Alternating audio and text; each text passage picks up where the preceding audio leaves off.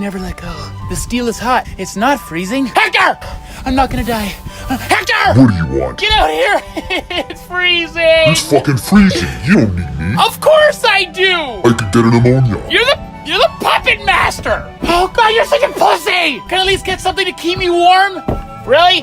This is your solution? That's hilarious. Yeah, real funny. My just shrunk 2 inches to a full foot. Well, I'm freezing my fucking balls off as I just mentioned to you, but what the fuck? Why do I need these? The irony is uncanny because, well, stop blowing. This week's UFC fight night is at the Avenir Center in New Brunswick, Canada. Canada is always fucking freezing this time of year. How fucking ironic. Yeah. Let's run this through quick. This is perfect training if I want to be an ice capade like you, right, Hector? Huh? What? Who told you? Yeah, you thought I didn't know about that. We got some real interesting fighters on this card, and I can't wait to get this shit done over with because, well, I don't want to die. Or maybe I do. Life is not too great nowadays, being in Hector's basement, getting the shit kicked out of me every day. Hey, I feed you, bro. Yes, and eating corn. Thank you. First up, we have a light heavyweight clash. Patrick Cummins against the Russian-Canadian monster in Misha Zurkinov. Patrick Cummins blasted into the scene years ago with an undefeated record of 4-0 until he thought it was a good idea to call out my main man who's now the champ and Daniel fucking Cormier. That did not go well for him. Since then, I do have to give it up to him because he's fought veteran after veteran after veteran and guys like Owen St. Preux, Jan Blachowicz, Gian Vellante, Corey Anderson, Nogueira. He seriously fought the who's who of the light heavyweight division for the most part, other than Senor Crackhead himself, John Jones, who is now back.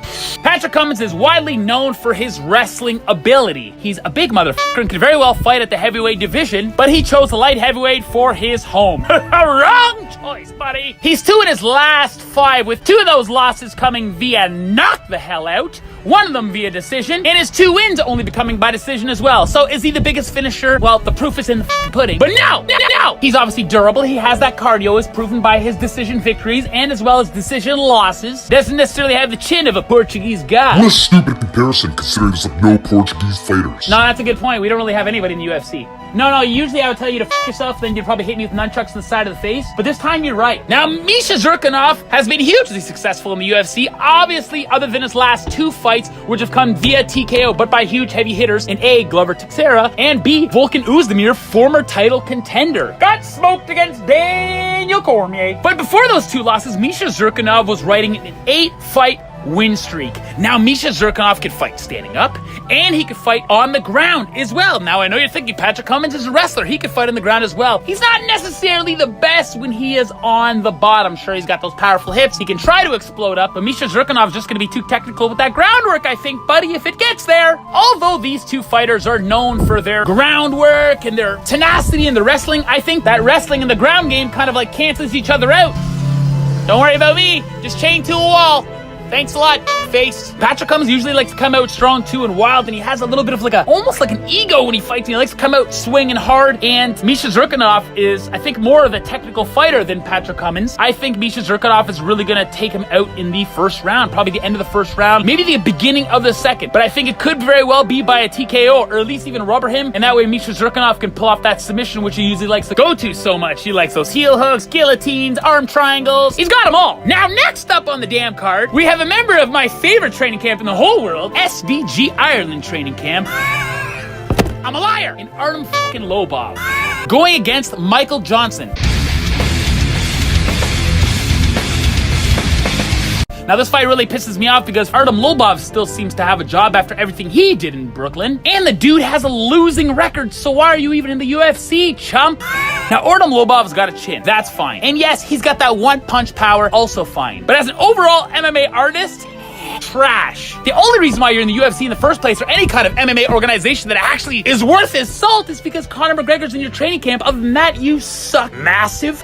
What's with the potty mouth? It's just a comment. Well, maybe you want to suck on this. No, I don't. I'm allergic. Funny for a guy with such knockout ability like Artem Lobov, the last time he knocked somebody out outside of the Ultimate Fighter was in Cage Warriors? Let's just run off your last 2 fights. First of all, you got your ass smoked in decision twice. Before that, you won a decision against Teruto Ishihara and Chris Avila.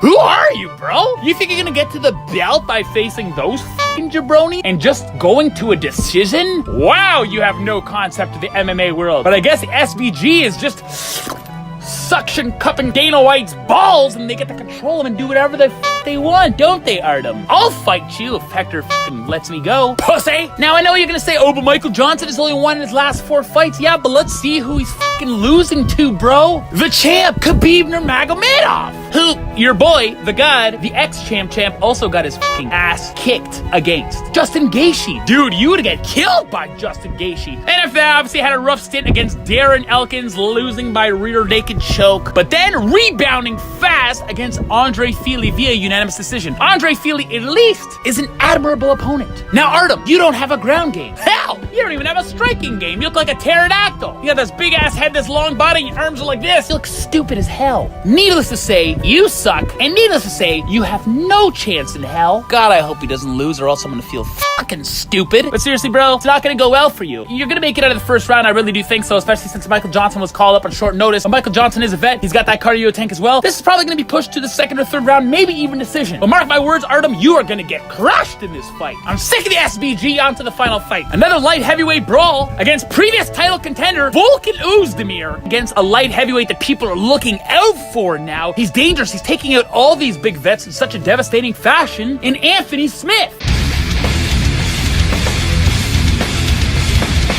Now, I am pissed that I'm even talking about Anthony Smith, because Anthony Smith is coming off a huge knockout against one of my favorites of all time in Mauricio Shogun Hua. And before that, a devastating knee, which put Rashad Evans to rest from the MMA world altogether, retiring his fucking ass in the very first round. And let's not forget, knocking out the incredible Cuban Hulk in Hector Lombard. All 3 of these guys are dudes that were like, oh my god, are they gonna be the champion? Some of them even had that belt. Now, Volkan Oezdemir is no fucking joke either. He's coming off a devastating TKO, but against the champ right now in Daniel Cormier, which is pretty obvious because Daniel Cormier is taking out everybody. That's not necessarily something to be like, oh, you fucking suck, Volkan Oezdemir. No, I believe that Volkan can rebound from that hugely. He devastated 3 of the top contenders in the light heavyweight division. He knocked the hell out of Jimmy Manuwa, who was once slated to fight for that light heavyweight belt. Not anymore, buddy. And of course, knocking out somebody who is also on this card in Misha Zurkanov. Now, this fight is going to be really, really fast-paced. Anthony Smith does not like these fights going out of the first round. And to be honest, when you look at Volkan Oezdemir's record prior to the UFC and prior to the Bellator days as well, he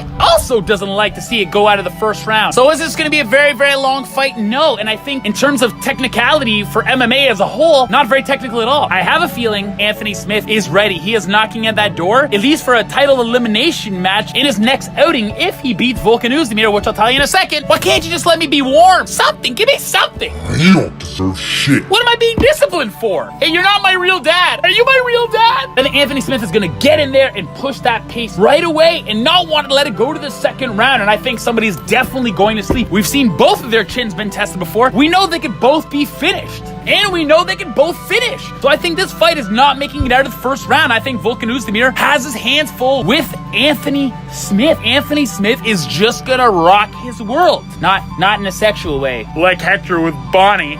Thank God you're not allergic to cellophane, or else you guys would have to get an annulment. I went too far. I do think this is the end of the line for Volkan Oezdemir. I think he's gonna be pushed down a couple spots, and Anthony's gonna catch him in that first round and put him to sleep. I'm freezing my balls off. Fine, I'll try it. It's a stupid idea. Oh, what if I just had a fucking... Just a gun I could just... Oh yeah, it's a fake gun. Oh no, my fight is.